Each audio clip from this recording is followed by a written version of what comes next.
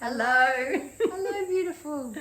Bridge and I were just having a conversation about those moments in our life that have just been these massive aha moments where either someone said something to us or we've felt something and just something shifted in that moment. And one of the stories Marie was telling me was, well, actually I was there. I was there You right were next there. to you.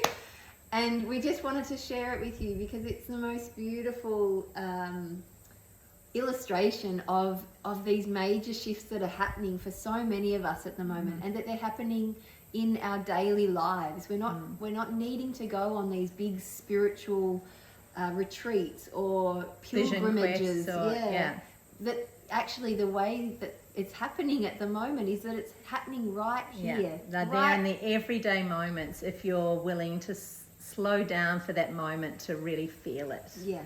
And that's really what happened for me. And where Bridge and I were in this Pilates class, and it was the first time for me, the first time in an organized class setting since having my now 3.5-year-old. And it was hot. And it was hot. It was hot so Pilates. hot. It was hot Pilates. So it was intense. There were 30 bodies packed in there. I've raced in very late. The only spot left was right in front of the mirror. And I spent the first sort of 15 minutes of the class trying to avoid looking at myself, which is really hard when there's a mirror right there.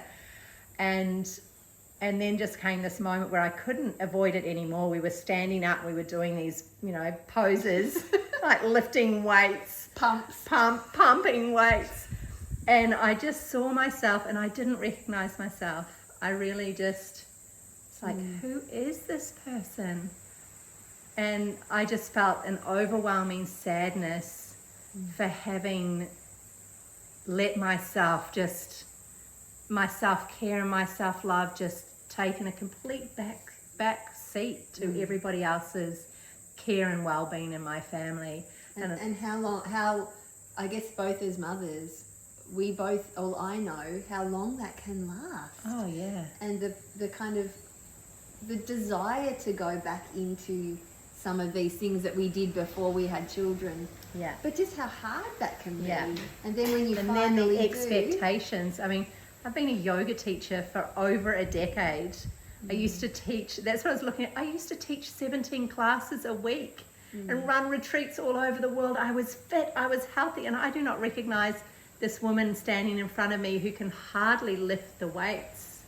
And I was just like, oh, wow. I just felt so powerless in my own physical body at that moment. And it was a choice. And the way you described it to me was that you'd abandoned yourself. That was the words that I had, and the sadness that I felt was, oh, sweetheart, I've abandoned you. I really did abandon you. And, everything in me at that moment, I wanted to get the hell out of that class so quickly. And I just was like, no, I'm not doing that anymore. I'm not going to abandon. Just had this moment. I looked in the mirror. I said, I promise I'm not going to abandon you again. And all you have to do right now is just stay in this class and stay looking at yourself. So I'm bawling. It's really uncomfortable. There's 30 other women in the class. I'm there. I'm bawling. And I'm just letting the tears fall. I'm just doing the pumps, looking at myself and saying, I'm here. I'm not going anywhere. It changes. In this moment, it changes. And it did. It shifted. I made a real commitment to myself, went out, bought new clothes. And then I think it was only maybe a month later, walking into a cafe with friends, and they were like, who are you? What have you been doing? Like the transformation was... like it was tangible. You could really see it. And standing next to you, and I guess I can speak for other women in the class, because what happens when you are around a person who's reclaiming parts of themselves, and that doesn't look all Instagrammable and flashy, and it is grit. It is facing off with parts of yourself that we would rather run from and squash down and repress, and certainly not show a room full of people. No. But sometimes these are the moments that are coming for all of us, where we're kind of you're being forced and pushed. If you want to step up and grow and reclaim this kind of sacred, powerful part of yourself, you can't keep doing the things we've always done. No. We can't keep being cruel to ourselves. Yeah. We can't keep abandoning Hiding. ourselves.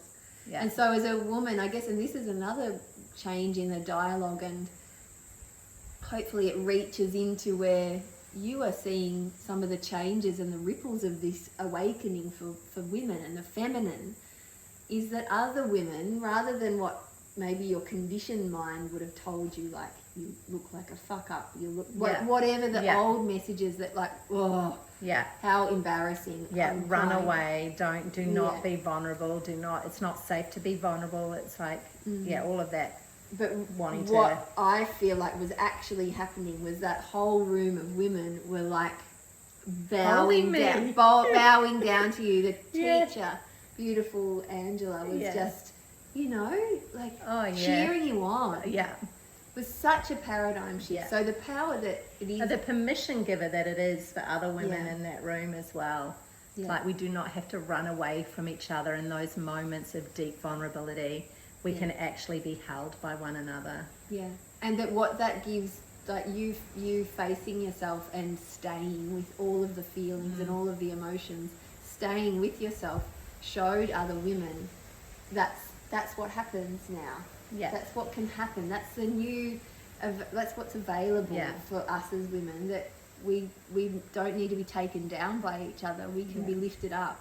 Yeah. We can be held and loved. And so there's so much in... So much gold. What was a pretty raw moment. Yeah. Hour. Yeah. Yeah. So we wonder, like, can you see yourself in these? Have you got big moments in your life that are happening, or that you can recall? These kind of big, powerful shifts that are happening. Yeah. Where we're reclaiming parts of ourselves. We're taking full responsibility for ourselves. Yeah. And we would love to hear if you do. And you can either go onto our Instagram page, which is murmur_elixirs, and share it there, or respond to this email. We love hearing from you. So please respond, reply, and we love you so much. We do. Bye.